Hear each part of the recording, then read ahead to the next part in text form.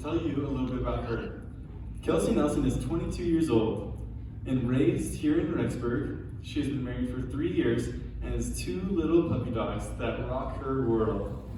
She is a senior studying strategic communications and public relations. And once she graduates from BYU-I, she plans on building up her resume in communications and then pursuing a master's degree. She's going to speak to us on Outspoken and Outstanding. Give it up for Kelsie!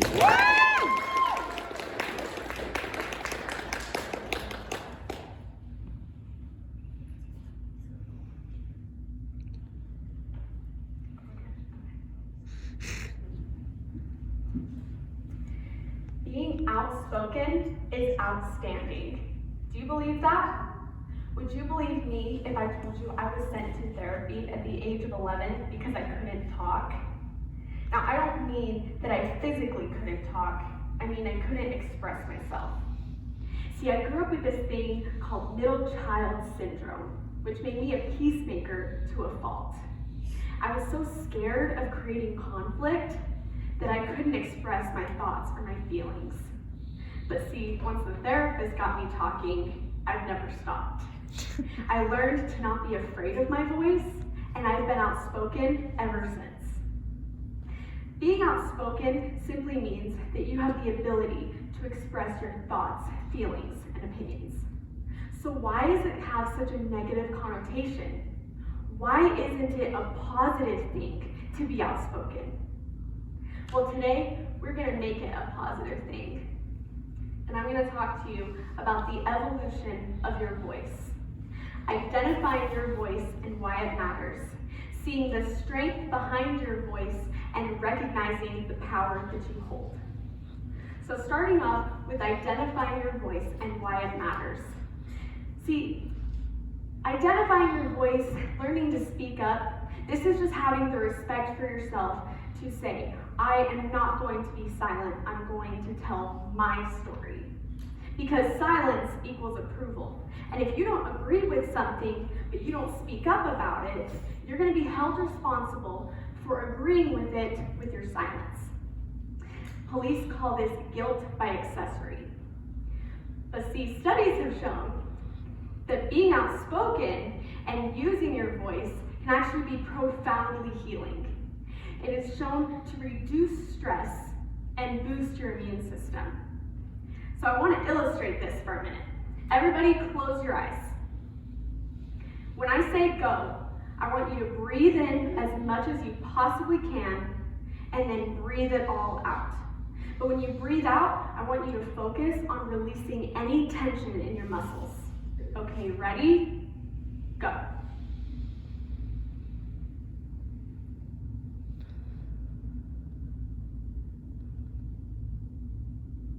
Did you feel it? Did you feel like by releasing some of that tension, you're maybe a little bit relieved? Maybe a little less stressed? That's what speaking up does to your mental health. Now, I know what some of you might be thinking. Okay, cool, Kelsie. So speaking up can reduce my anxiety, but what about those of us who have anxiety about speaking up? I hear you. Because I have to remind myself every day to not fear being outspoken. We have to be advocates for ourselves in order for others to advocate for us. We can't expect our voice to matter to others until it matters to us. So know who you are and know that you have something important to say and you won't fear your voice and your outspoken nature. Now moving on to step 2, seeing the strength behind your voice. I'm gonna put a plug in for women's rights for a minute, not only because it's an issue we still face today, but because it's the first thing I became passionate about in finding my voice. See, I was always told that feminism was wrong, that feminists were these outspoken radicals and that something was wrong with that. But I never understood what was so radical about the notion that women are people too, and that our voices matter too. So if something matters to you, be outspoken. Tell your story, because if it matters to you, it's gonna matter to somebody else, and it deserves to be heard. Now, don't get me wrong. People are going to misjudge you, and they're certainly going to underestimate you. Something I say all the time is I have to speak twice as loud and know twice as much, because there's already two things working against me: my gender and my appearance. I'm a short blonde woman and I love pink. I'm underestimated every day. So let's talk about some lessons we can learn from my hero, Elle Woods. Legally Blonde is an iconic movie starring fashion sorority queen Elle Woods, who is dumped by her boyfriend and follows him to law school. But while she's there, she learns that she's more. She's more than her gender and her appearance. But she also learns that those are going to cause people to underestimate her. But instead of giving up, she works twice as hard and learns twice as much, so that when she does speak up, she gets the respect she deserves. So get educated. Know that you have something important to say and back it up. People can't underestimate you when you've done your homework, and that's where you find your strength. Now, moving on to step 3, I want you guys to think about something for a second. What you do matters. Do you believe that? You are a force, and you can be a voice of change. On August 28th, 1963, a march on Washington for jobs and freedom took place. 250,000 people gathered at the Lincoln Memorial to hear declarations of racial injustice. August 28th, 1963.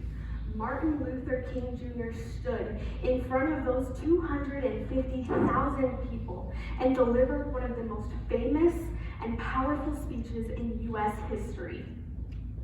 The I Have a Dream speech was only meant to be 4 minutes long and didn't actually have any lines regarding having a dream.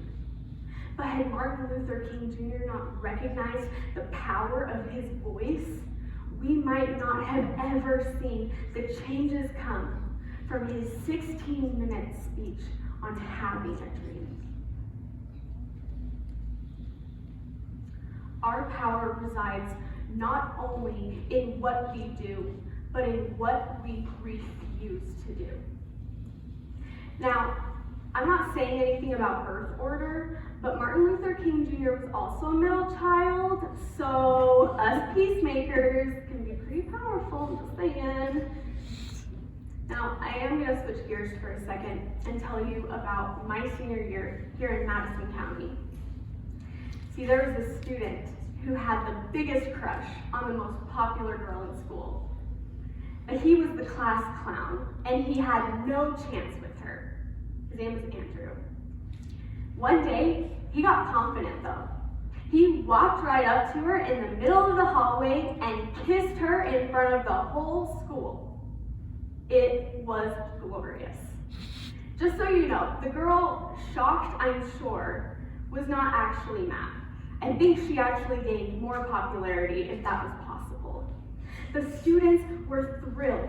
This was literally the most glorious event outside of sports that we had seen. The teachers used this as an example of how the underdog prevails. But one teacher used this as an example of sexual harassment and pushed for Andrew's expulsion. Now, the morning that decisions were being made regarding the expulsion, we got together as a student body and we protested the event in front of the main office. Call us young and outspoken, but we thought it absurd to punish someone for chasing a dream. And I know this sounds silly, and believe me, it was. But the fact that the whole school, the girl and her parents, showed up wearing shirts saying, "Free Andrew 2016, and advocated for his character, it made a huge difference. Whether we knew it or not, we were taking a stand and changing someone's fate. Now, unfortunately, they're not married today, but that wasn't really the point.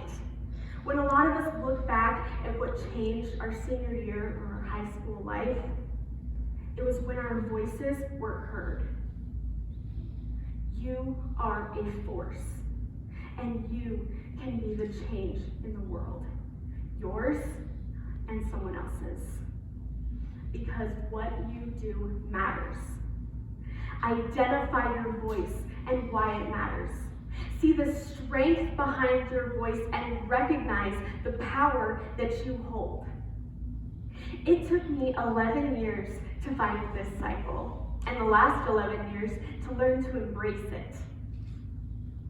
Every day, you are going to be faced with the opportunity to speak up, to use your voice, and be outspoken and outstanding. My question for you today is, are you ready to embrace it? Thank you.